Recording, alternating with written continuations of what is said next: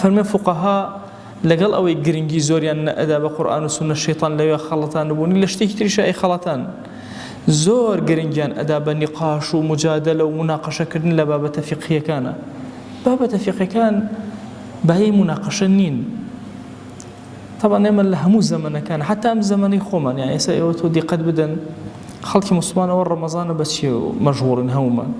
أري والله كاكا السرفيتة بارا أدري بتنها بخواردن أدري ومسألة فقهية باي أولنية مجادلة تيا بكري ومناقشة تيا بكري بحد شيء إيدي بيد أو بابت يغنية كتو أوندل سري بوستي تكو مجالي فقه تيجيشتنا زانيك أواتي جيشتو زانيك ترى أواتي جيشتو كاميان بكليش أنا قلنا برنابي تو برسياري أولي ناكري الشافعي دي حنفي برسياري أولي أكري آية مسلمان يا مسلماني آية سرفيتك دركر يا در نكر بو زور قرنقا تعصبات لبابتي فقهية نمينة شكو هيك كل الدردكان وفي الله كان الشيطان كهيرش يعني أو كساني كخريجي فقه أبا زور بابتي ترمان هي تصور كآية دزنج لأفرد أشكي ناشكي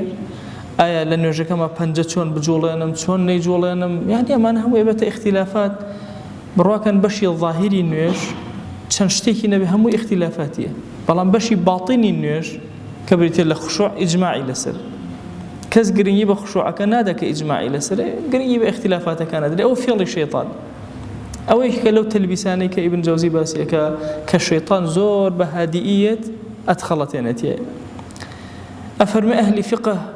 ملاكان عالمكان زانكان أو أنا كلا فقه إسلامي اشتياجيشتون هندي جار فقه كان وسيلة بون زيجبونه ولا سلطان وأمراء وباربيا كردنو هذوش فيرا كلا فعل كان الشيطان وباسي أمراء أمرناك معلماني والماني وشتان باسي أمراء زماني خويك زماني عباسي كان زماني أموي كان زماني عثماني كان كخليفيك يقول فيها زور ملتزم الدين دار كان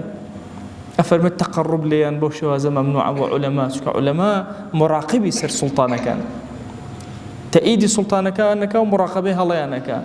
نقبه فقهك يا أخوان لين الزكاة لعل الدينار درهمه دسبك